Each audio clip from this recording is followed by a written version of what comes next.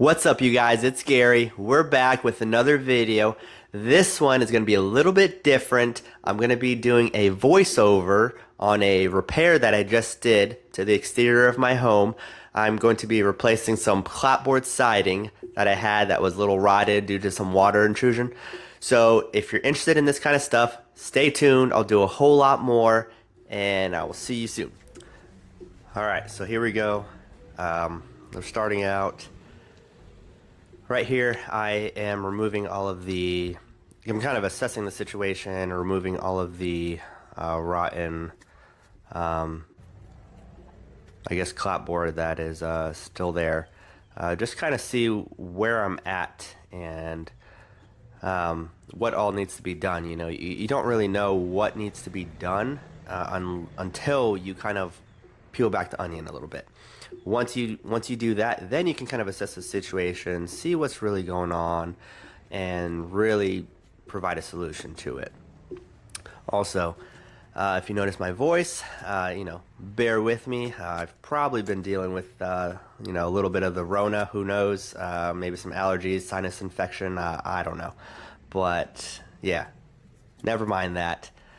So here you see I've kind of removed some of the siding, kind of a drip edge there that was there. I'm kind of just trying to assess the gap right now that is there, and taking some measurements as well, seeing what all is really going on. And so here I'm just scraping off, all the extra caulking that's there, and all the extra little wood splinters that are just still there exposed.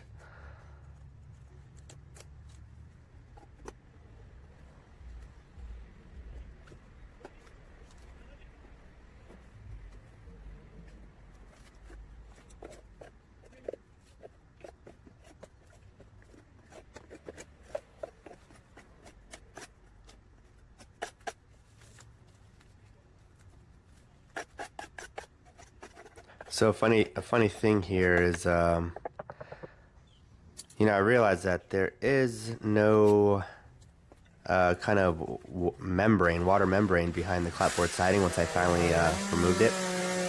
Kind of interesting, I don't know, I guess they didn't install any whenever the house was first built, and since then, nothing has really been done to the exterior of this home.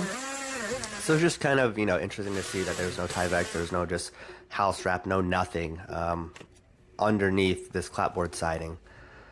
So that was just a little things that pop up that you weren't really expecting. I kind of just left it how it is because nothing really was affected from it underneath. It was all just still pretty dry under there, so it wasn't getting behind the clapboard at all. Looks like I'm just, so right here, I had my multi-tool right there. My oscillating tool is what it's called. And I'm a rigid fan, in case you didn't know. But, yeah.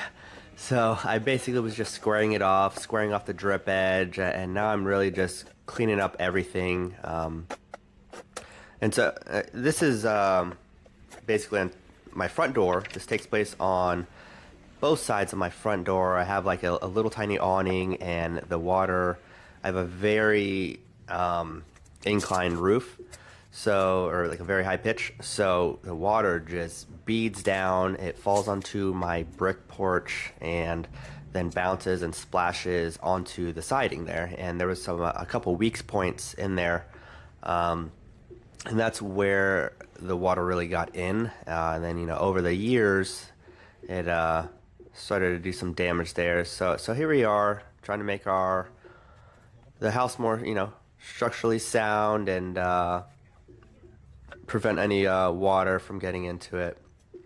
Also making the good old homeowners insurance happy, of course. Yeah. So on this side that I'm on currently right now, I just had to replace the drip edge, and then on this side is where I actually replace a whole clapboard. So it's on both sides of the door. One side I just replaced the drip edge, and then on this side that you see right here, I'm actually going to be removing one of the clapboards and replacing that.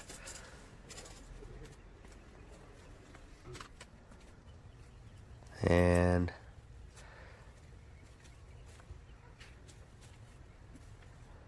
so here I go. I think I'm just diving straight into it.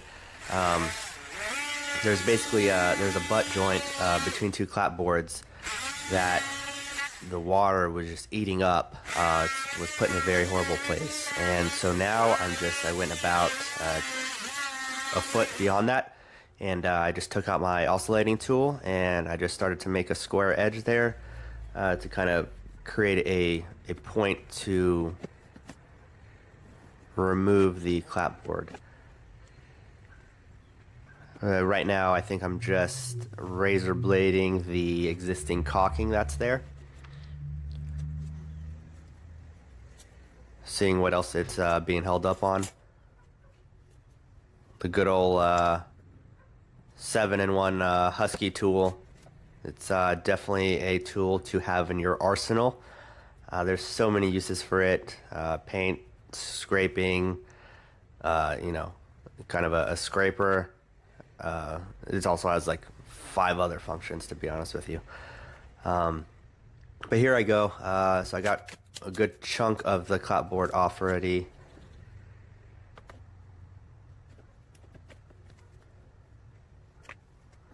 So now I'm just really seeing what's behind the clapboard, because I haven't really known what was behind it at all, or how it really worked. So I have clapboard siding on the bottom half of my home, and on the top half, majority of my house, I have cedar shake shingles. So and those two are separated by a different drip edge. So I was always curious how the how the water preventative maintenance, whatever, was working. But yeah, so luckily, even with no house wrap, no nothing, no felt tar paper underneath any of the clapboards, it was all just still dry under there. No water had been getting into there at all. So all of this was just superficial rot, which was really good.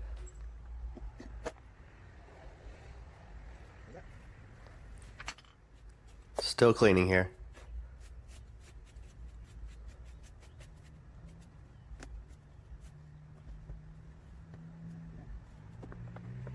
Here I'm just I was just knocking to see the structurally how the wood was, but it was all well intact. And then here I have a combination square. Another good thing to have. It's good, there's a level in it. Really, it's a square, and also kind of an adjustable kind of pivot point that you can kind of guide across whatever type of wood you have to kind of keep some type of line. So here I'm literally just doing really rough measurements, not really knowing how I'm going to go about it.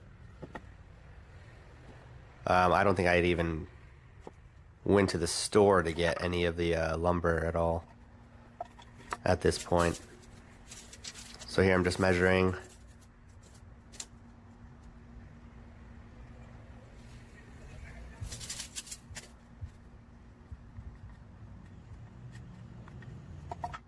So here we are back to the other side. So at this point I got all the wood at Home Depot, luckily, between Home Depot and Lowe's.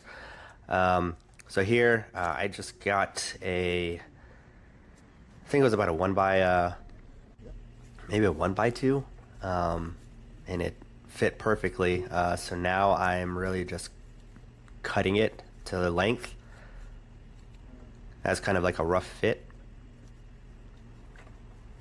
And here's my makeshift wood table with my Harbor Freight sawhorses and my Harbor Freight clamps, I think. And here I just got a circular saw, nothing special, with my speed square, just to kind of give it a good edge to guide on.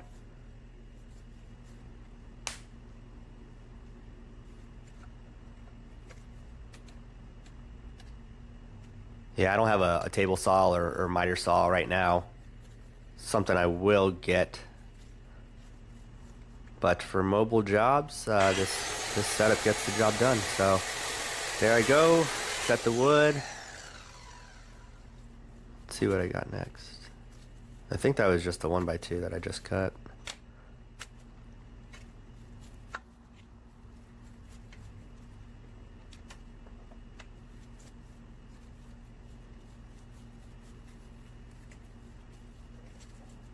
I think here I have the clapboard siding that I'm about to cut as well at the same token.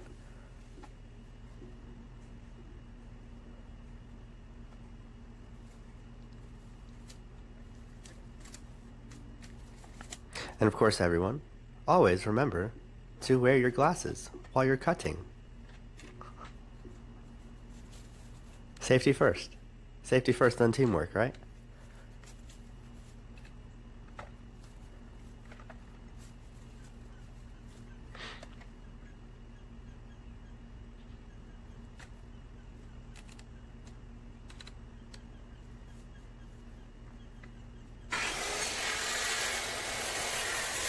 And there we go. All right, so here I go. I'm test fitting the clapboard siding. It's cedar siding. I think I also got I think the 1x2 there is actually cedar as well. A little bit more money, but it will withstand the elements a whole lot better down the road. Right now, I just got my little rubber mallet, just kind of fitting it into place, seeing how snug it is, seeing what I'm gonna have to cut off of it. So here I go. I got my combination square again, just trying to create a little line. I'm kind of using it as a scribe as well to kind of keep the same distance from the other clapboard siding. And so here I am ripping it. This is just cutting it long ways basically. And like I said, I don't have a table saw, so here is my makeshift ripping tool. I need to get a track saw. That's next on my agenda of tools to purchase.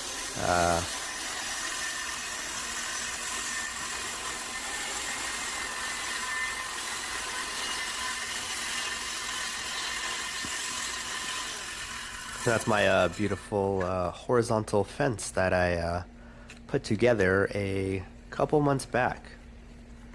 If anybody is curious how I made the fence and how much it took to build, yeah, leave a comment, let me know, and you know, I can kind of go over a little video on how I built it, what materials are needed, total cost of the whole project, things like that, and what stain I used as well. But here I go. A term, I guess, is back buttering the wood, the clapboard as well as the 1x2. I'm just putting a coat of primer. It's actually like a paint and primer, and I'm just putting it on the back side of the boards so that it is protected from any water that gets behind the siding. And then here, I'm actually replacing, let's see here. Yeah, so I found another area right next to my front door where I needed to replace one little section of clapboard siding. So here I am, just cutting it off really quick, kind of a smaller job.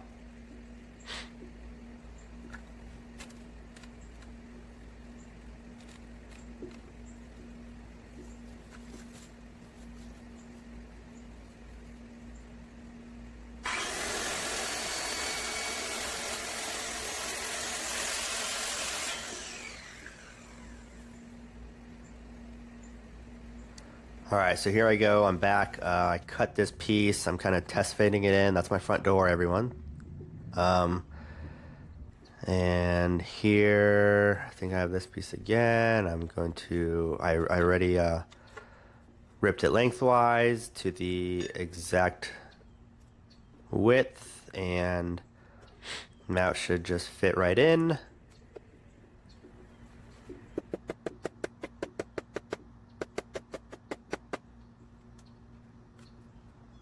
"15 minutes into this video, and I'm sure it's been a pretty quiet and interesting ride. Maybe I should add some background music, we'll see. But for now, it's just my beautiful voice that you're hearing right now, so I hope you enjoy.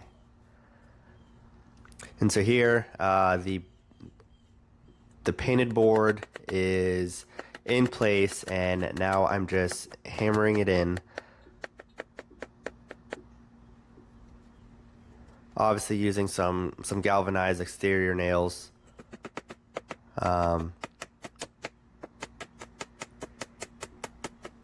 Yeah, just some shank nails to really hold it in. I think I come back around and I hit it with my my nailer. Yeah, here we go. Just to give it a little bit more holding power. Plus, who doesn't like using a nail gun, right?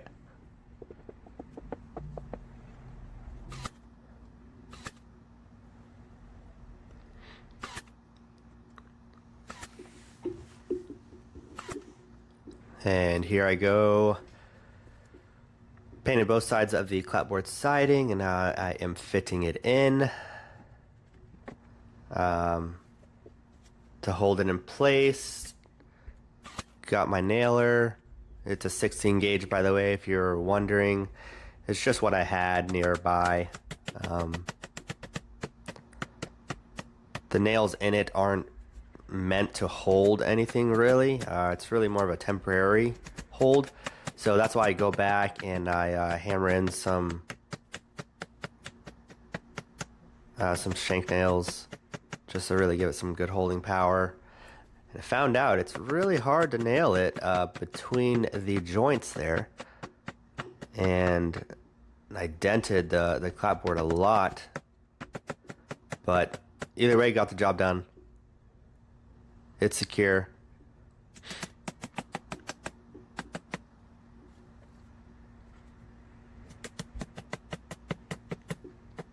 Yeah, so there you go.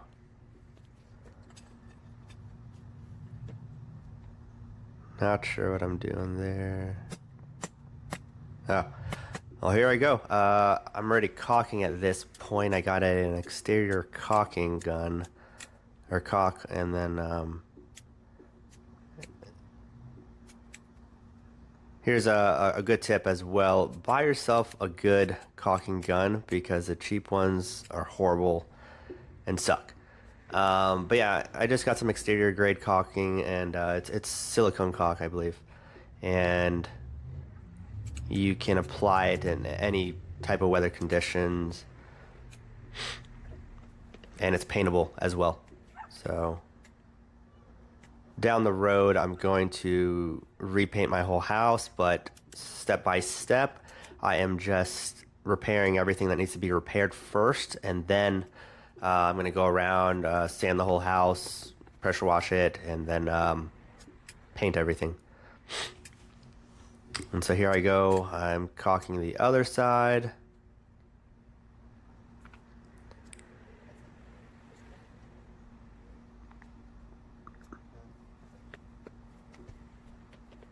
Caulking's a very messy job.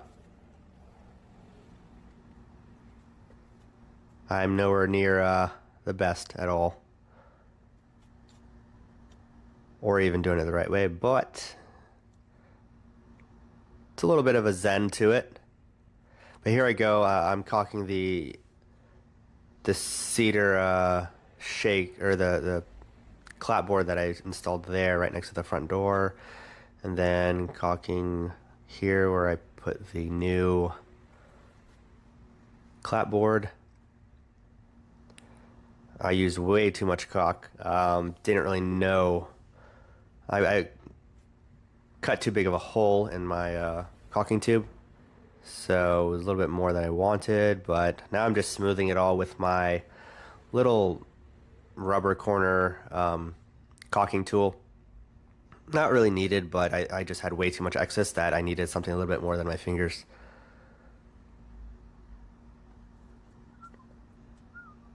And I think I was also playing with time here. Daylight was going away really, really fast, and I was just trying to hurry up and being really reckless and careless. So, yeah, here I am just kind of sealing it up through all ends. You know, make sure no kind of water can get in there. And right here, we got some, this is called dry deck. It's kind of like a wood filler. It's kind of a multi-purpose use. I'm not really sure on its ability for outdoor uses, but either way, it's gonna do the job. Plus, we're in Florida, so we don't really freeze or anything. But yeah, so I'm just filling that little butt joint right there. And yeah, there you go. So, all right, you guys, that was how to replace your clapboard siding and drip edge on your historic home. Mine specifically was built in 1922, so you kind of see some different ways, different building techniques that they did back in the day, so which was really interesting for me. If you're interested in more repair videos, I got a ton of them in mind. I'm painting my whole entire house, so I have a lot of other wood repair videos to do before I can do that, and I will definitely have y'all along the way, and hopefully y'all enjoy. So I will see y'all next time.